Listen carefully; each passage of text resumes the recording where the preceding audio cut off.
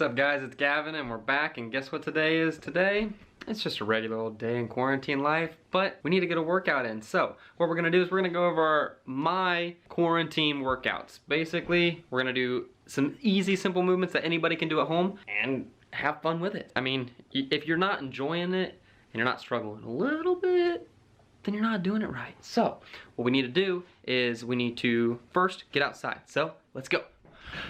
And now we're outside. So we only need two things. A yoga mat, because my driveway is concrete and I got a yoga mat. So this yoga mat is going to help me basically not hurt my back when we're doing a certain movement, and it's not going to make my hands all scuffed and not be able to want to do those movements. So we got to do that. And then I needed an odd object, so I grabbed a dumbbell. You guys can use any other kind of basically material that has any weight value to it. So a dumbbell, a bumper plate, any kind of weight itself, or you can use a gallon of water. It doesn't matter, anything that you can think of. Basically, this is just to add a little bit more to your workout and makes you get a little bit more out of it.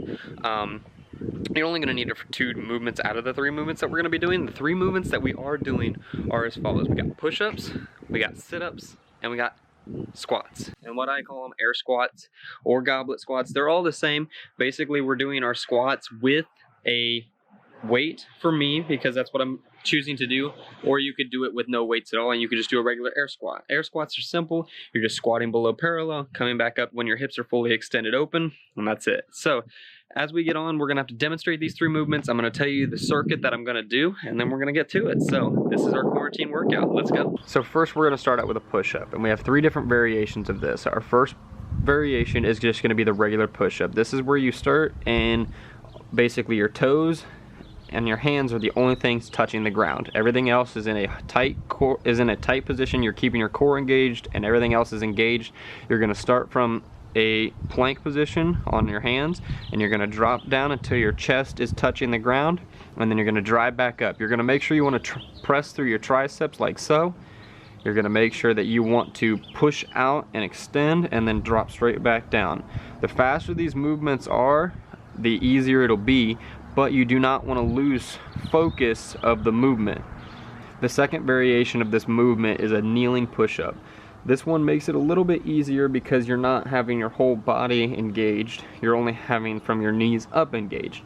So what you do want to do is you want to keep your core tight and you want to keep everything in a straight line and keep your body in a straight line. If you do so, you should be able to drop down and almost touch your chest to the yoga mat or to the floor or wherever you're working out at.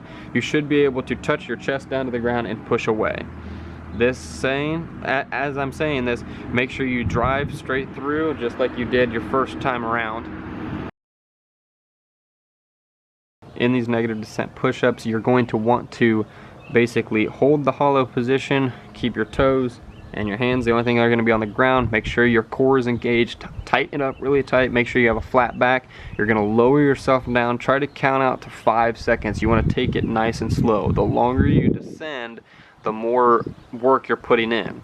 If you engage your core and you engage everything, you should be able to drop down, and as soon as you get down, you'll just have to find another way back up. So you get off your hands, back up, and then reset. So make sure you're back in that push-ups position, drop down slowly, count out to 5. 1, 2, 3, 4, 5. We're wanting to take our time with this. This is going to be our one movement that's going to basically work our chest, it's going to work our triceps, and it's going to engage our core. The next movement is the sit-up.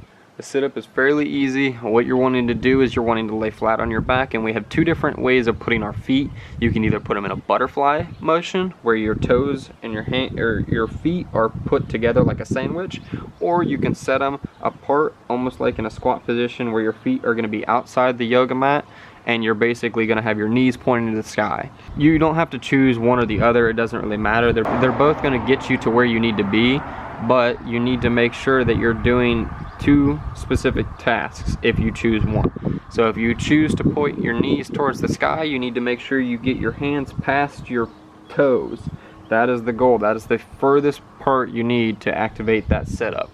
If you're having your feet touch together and like a butterfly, and so your legs form like a butterfly shape, you want to make sure your hands touch your toes. You want to make sure your hands touch your toes, or you want to make sure your hands go past your toes. This is getting that full range of motion. This is allowing you to complete a full sit-up. If you are if you're advanced in these movements, maybe try putting a dumbbell or using a bumper plate or using some kind of odd object that has some weight to it, and you're going to want to touch it overhead with both your hands, bring it forward and touch it in front of your toes instead of just your arms.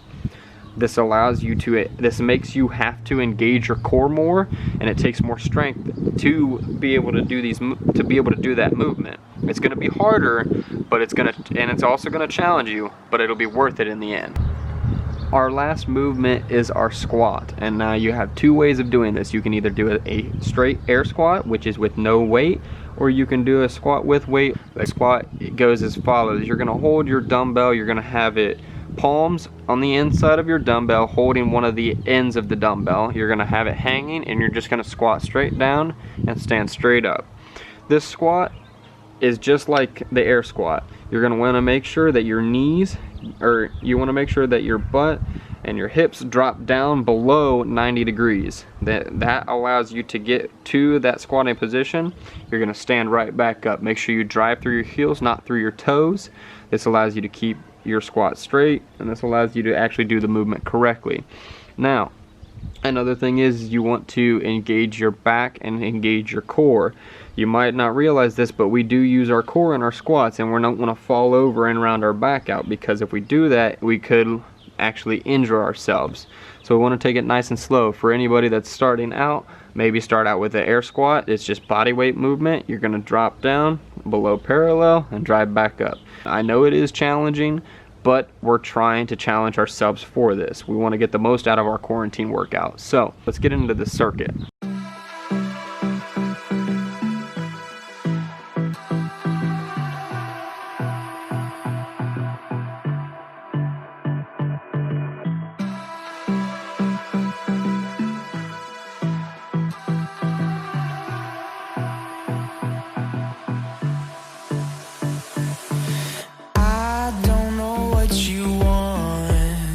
Let's have a bit of fun till I downfall.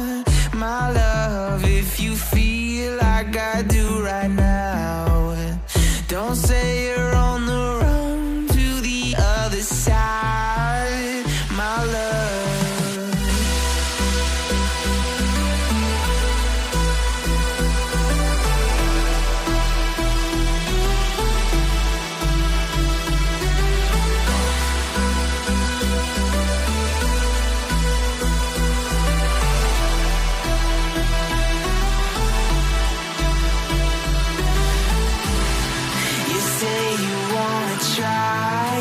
But you never do.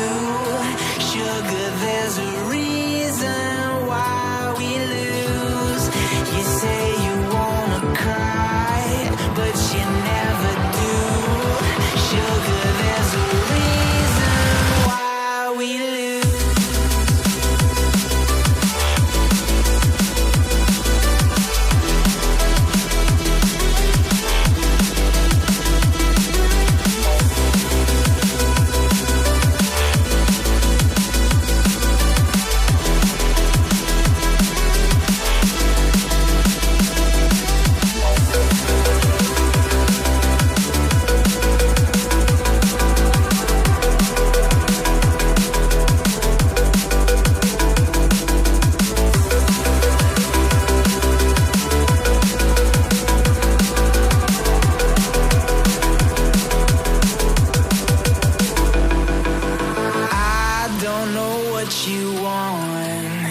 Let's have a bit of fun till I downfall. My love, if you feel like I do right now, don't say you're on the run to the other side, my love.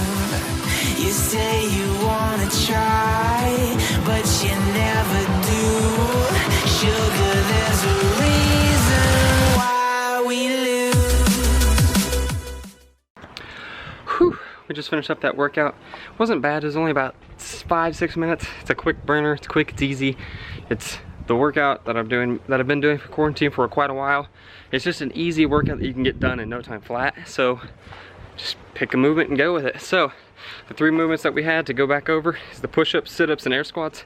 Those 3 movements are key movements that you will work any part of your body with. Basically, you're working legs and core on the squat, you're working core and your arms on the sit-up, and you're working your tris and your chest on the push-up. Those are key muscle groups that you need to hit when you're doing a workout, and basically they help you build up. So it was pretty simple. We took a minute in between the circuit and to get the workout ready because there was some construction going on at the neighbor's house. They were building their fence and stuff, so it might look a little bit different, but we got that done. It was quick, it was easy. So on that note, we're done for today. The next workout coming up is gonna have a box in it. Quarantine box jumps, let's go.